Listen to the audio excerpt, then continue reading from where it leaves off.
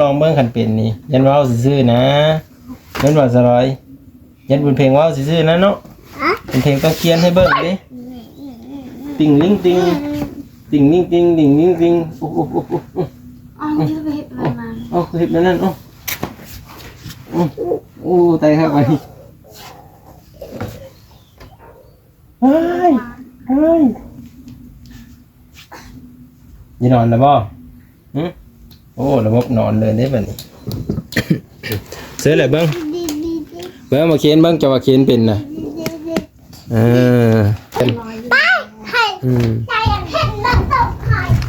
อยากเขียนโตอีเลยเอาไว้ก้อนโตฮะมาอย่าเฮ็ดตี้สลอยเนาะพี่จะพัดเธอลูกจะพี่จะพัดได้โทรศัพท์ค่อย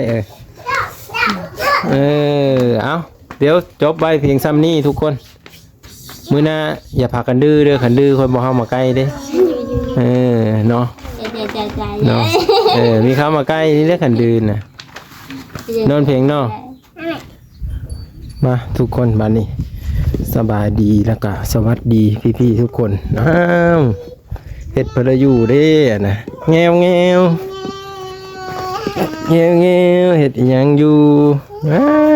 ยิ้มเปื่อยเลยจะยิ้มเปื่อยเลยไปขึ้นไปหาเพื่อนนำกันทุกคนสบายดีพี่ๆทุกคนเด้อมาหาร้านน้อยเมื่อนี่มาหาร้านน้อยบุญเพลงกับบุญมีเบิ้ง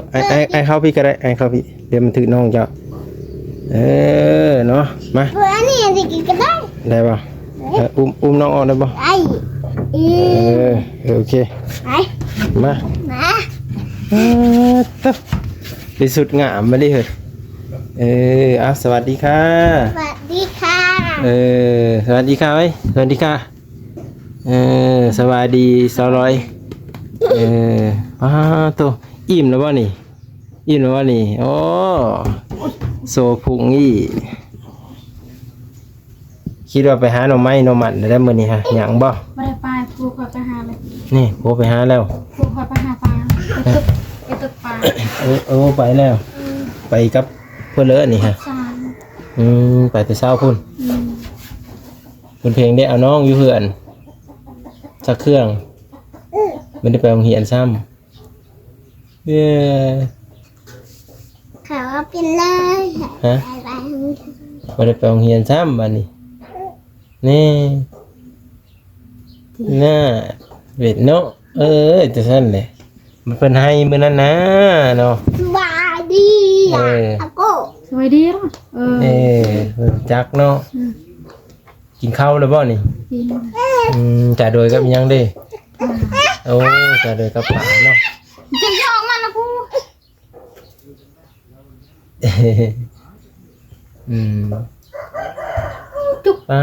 ตัวถังห้อนถังเอาดีดออันนี้ฮะห้อนเอาแล้วก็แดดแห้งพร้อมเลยจะยอกน้องแล้วมาตั้งขึ้น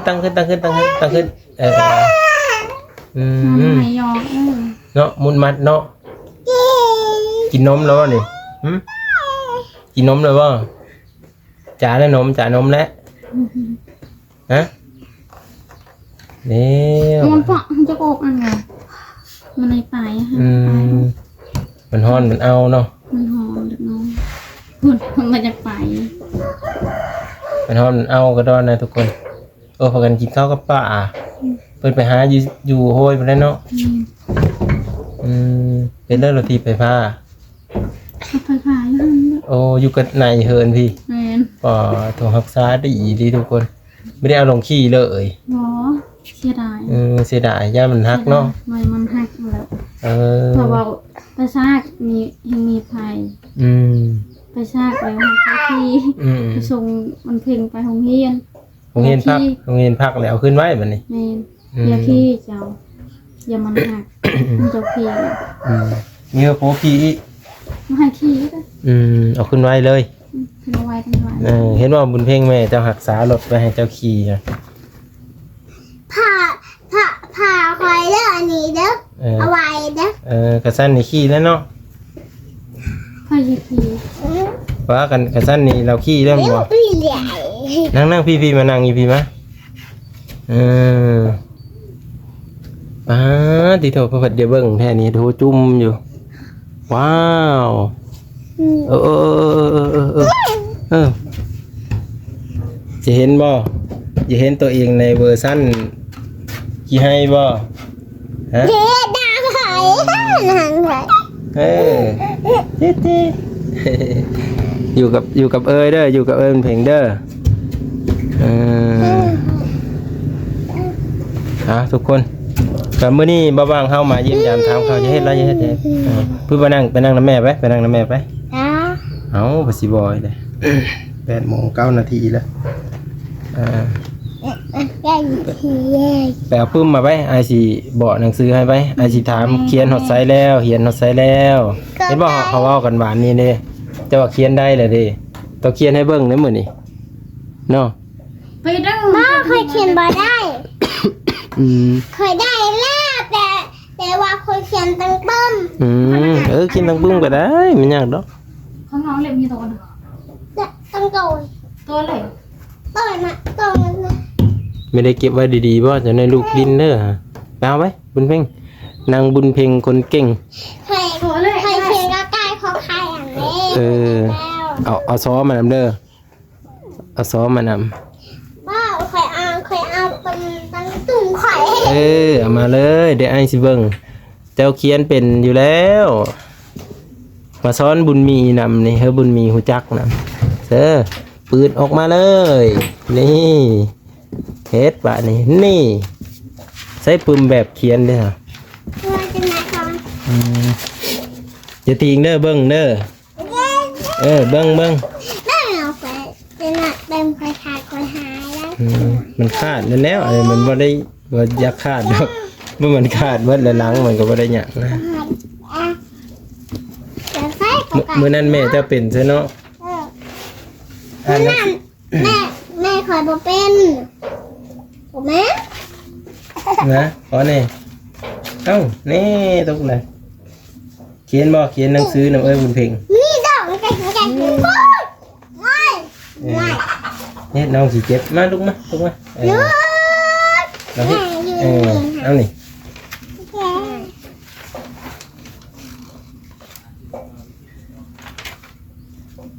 นี่ไม่เห็นซ้ำเสื้อซอดิเอาซอมาเขียนน่ะ เคยเขียนบ่เป็น ไอที่บอกให้ดอกบ่ยากดอก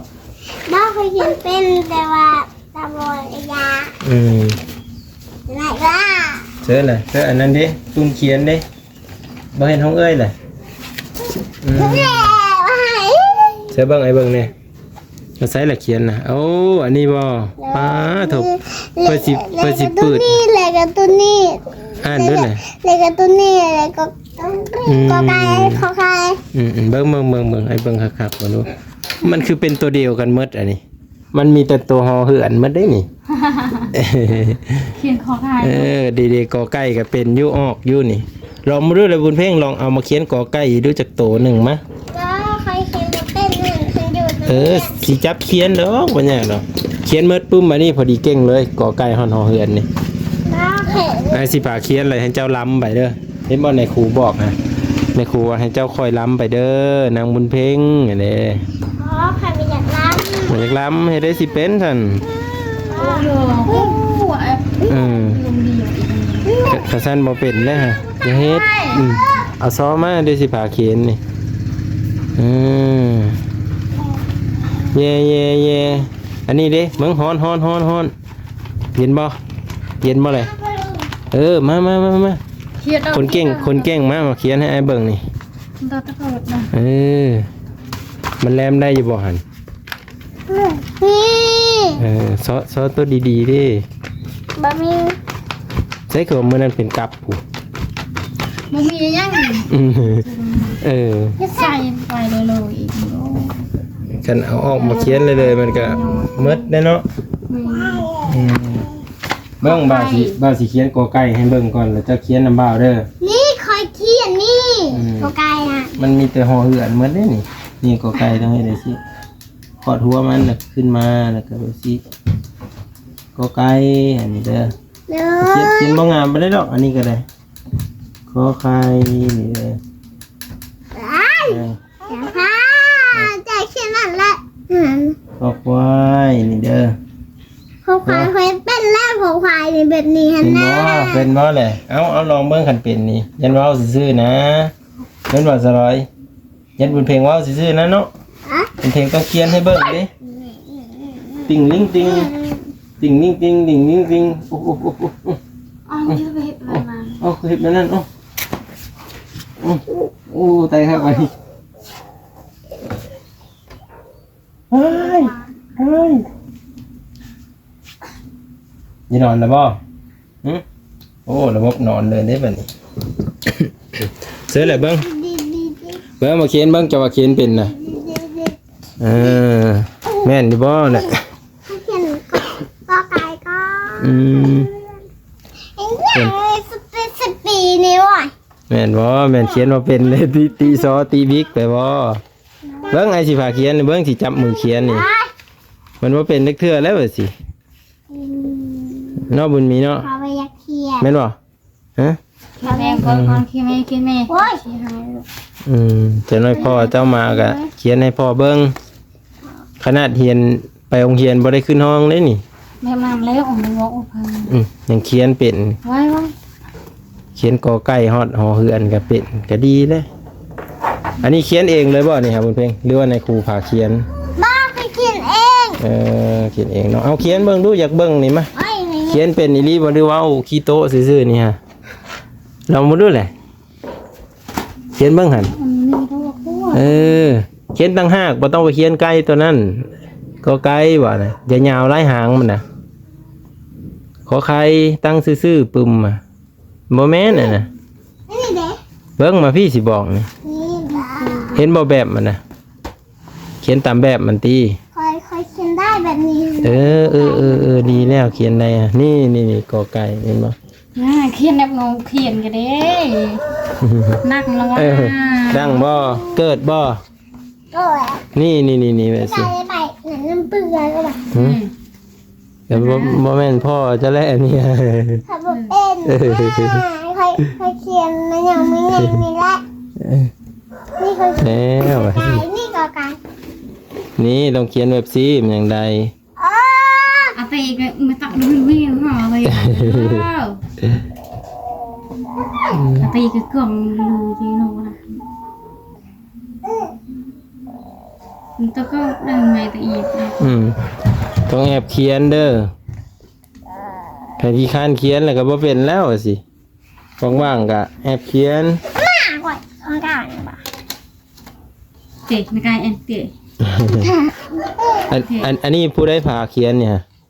ไหน ในครูบ่หรือว่าหมู่พาเขียน บอลกู นี่เห็นบ่นี่ขอดหัวมันก้อนนะพี่เป็นบ่เลยซอก็เป็นอุปสรรคขนาดเนาะก็ไกลค่อยไๆอ้หน้าดิบอก เราเป็นนี่ นี่ก็ค่อยๆขอดหัวแล้วก็เอาขึ้นแล้วก็แก้ยาวไปแล้วก็เอาลง บอกนั่น เบิ่งอาเจ็ดเด้อเบิ่งสอนน่ะเดี๋ยวเอาผ้ามาไว้เอาผ้าไปสิแหลมให้คือเอาวงแหลมซอเพิ่นก็ซื้อมาให้อยู่แม่นบ่ สู้ ไปเอามาแหลมไป ได้เห็นอยู่มื้อน่ะ ผ้าหันเลยเทียบผ้า เบิ่งมึงตีก้นคนนี่ตีก้นคนขี้ดื้อนี่เบิ่งเอ้ยบนเพลงเด้อก็ไก่นี่อันก็ไก่ขอไข่ขอควายงองัวเออ นี่ เจ้าจอกสอเสือดอเด็กไปสั้นแหละมันเป็นค่อยบ่เห็นแหงปานนั้นค่อยๆบิดแล้วก็แกว่งตาแล้วก็มาบิด พ่อสำนะพ่อเดี๋ยวซ้อมมันสิฮักเดี๋ยวมันแหลมผลนะถึงแล้วถึงบ่เบิ่งบ่เอาอีกหน่อยนึงค่อยๆบิดเด้อเห็นว่ามันยังบ่ถึงซ้อนี่ถึงบ่ถึงแล้วลองซ้อถึงน้องในตาบอดเลยเนี่ย มาวัดหน้ามัน นี่เด้อให้มันซื่อๆสิเด้อค่อยๆขอดหัวมันก่อนเป็นด้วยแหละเบิ้งสิจับมือเขียนนี่ โอ้ยบ่แม่นแน่นะอืมเบิ่งน้องก็จะเห็นนำกันทุกคน นี่ตะกายหันมาหัน เบิ่งไอ้สีแดงให้มั้ย อ่ะ สีแดงให้ก็บ่ให้แหลมลองเฮ็ดเองเบิ่งให้เป็นอยู่บ่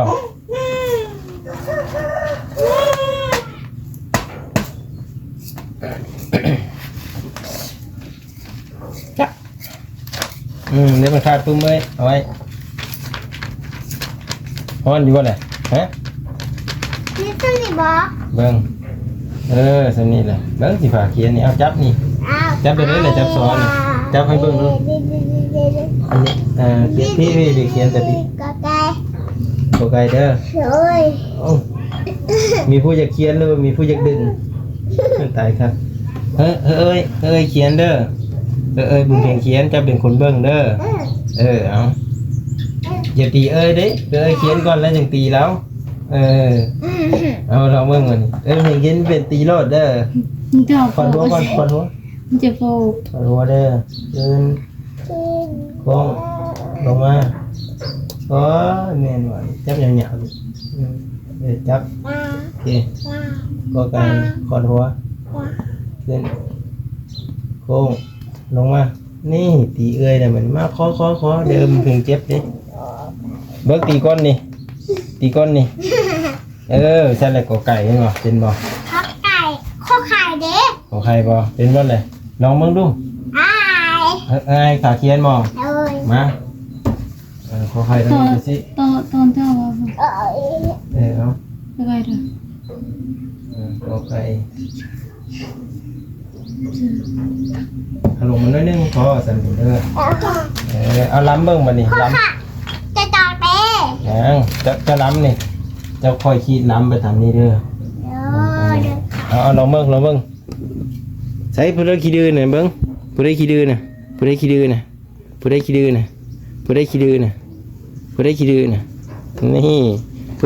่ะ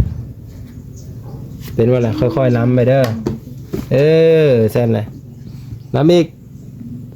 บ่ล้ำแต่เทิงพี่เขียนแต่เทิงพี่ลง โอเค เฮ็ดหัวมันเด้อ โอ้ย ค่อยๆขีดไปขีดให้มันถึกตามไม้เขียนนะแต่เก้าเรานอนบ่รู้จังนี่จำเนี่ย นี่ไป ไม่สั่นแหละเอาลองอีกถ้าก็ได้1 จ ล้ อดเป้ ำขอไข่กับขอขวายก่อนนะ จะจอดเป้จะจอด ขอควายเนี่ยมันเป็นแบบไร ขอขวายเป็นแบบได้แม่จ้ะวะจับควายแล้วซี่ซื้อควายแล้วเนาะ โอ้ยแบบโมเมนต์ นี่ของไฟอันนี้ โย่ จอจอกจอสร้างจอเสื้อจอจอกจอสร้าง จอจ้าง งายุ่ง จอจ้าง ต่อตา ได้ จอจ้าง เป็นบ่หยอยุงเขียน เห็นไหม แปะ นี่ค่ะแล้วนี่ไหน ใช่เลยเอาแอบเขียน จะเอาเป็น จะน่ามีเป็ดเลย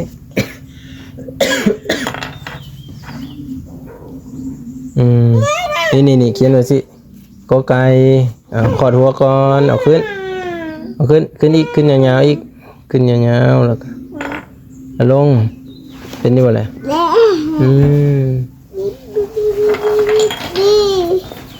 เบิ่งเดี๋ยวไอสิพาเขียนเห็นบ่นี่แบบไอเขียน แต่พูด กอไก่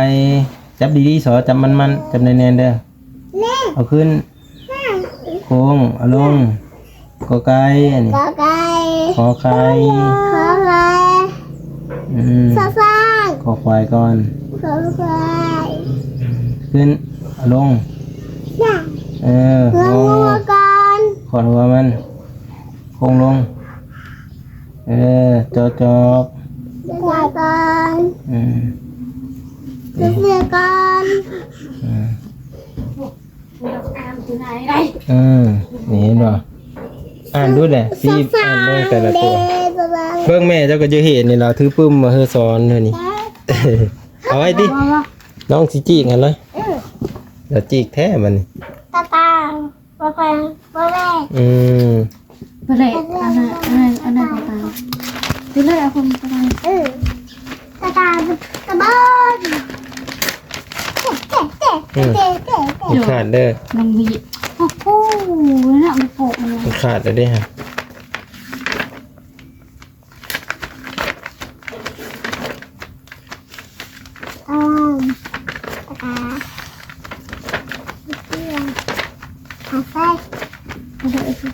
ดีหน่อยนะมันจังนี่เฮ้ตุ่มเด้อมันแตะซะเด้อมาเอะเด้อเด้อเอะก็ไก่นี่ก็ไก่นี่เห็นบ่ก็ไก่ว่าน้ำหลังก็ไก่ขอไข่ขอควาย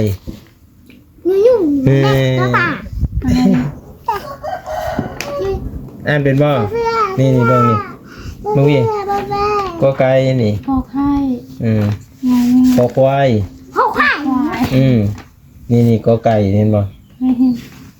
พอไข่ เอาเพลงเพิ่นก็เขียนได้แน่แล้วทุกคนนี่เนาะเอาเดี๋ยวติดตามเบิ่งตอนต่อไปทุกคนตอนนี้ก็คือเพิ่นก็ได้เขียนหนังสือแล้วแหละเนาะค่อยๆเขียนไปเทื่อละเล็กเทื่อละน้อยยามวันพักเนาะก็คือปิดเทอมแล้วเด้อเนาะแจ้งเลยทุกคนคุณเพลงเราปิดเทอมแล้ววันนี้บ่ได้ไปแล้วโรงเรียนเนาะยังอีก3 เดือนพอกันไหมโรงเรียนแม่นบ่คุณเพลงบ่คุณเพลง3 เดือนพุทธิยังไปโรงเรียนอีกวันนี้พักยาวเลยทุกคนมีแต่รอติดตามถ้าน้องเพิ่นเข้าโรงเรียนแล้วจังเบิ่งกันใหม่เด้อตอนนี้เพิ่นปิดเรียนอยากเห็นโต๊ะอีเลยเอาไว้ก้อนโต๊ะฮะมาจะเฮ็ดตี้สลอยเนาะพี่จะพัดเธอลูกจะพี่จะพัดเธอโทรศัพท์ค่อยเอาเดี๋ยวจบใบเพียงซ้ำนี้ทุกคนมื้อหน้าอย่าพากันดื้อเด้อขันดื้อคนบ่เข้ามาใกล้เด้เนาะเนาะมีเข้ามาใกล้นี่เด้อขันดื้อน่ะนอนเพลงเนาะเอาเดี๋ยวพอกันคลิปหน้าทุกคนไปกลับก่อนบานนี่เอาไว้เหียนเด้อบัดนั้นเธอแม่สอนให้เด้อให้พ่อสอนให้แม่สอนให้จังสิได้เก่งไปบุญมีบ๊ายบายบุญมีบ๊ายบายเด้อจ้าเรียบร้อยน้องจะจีกมันเลยเด้อเจนเด้อเรียบร้อยแล้วเอาไว้ไปเสียดเลยนะบ่ให้แต่นั้นนี่เก็บตัวนี้ไว้ตัวนั้นให้น้องลินซะบ่ได้เข้าโรงเรียนเลยบ่ให้ดอกไป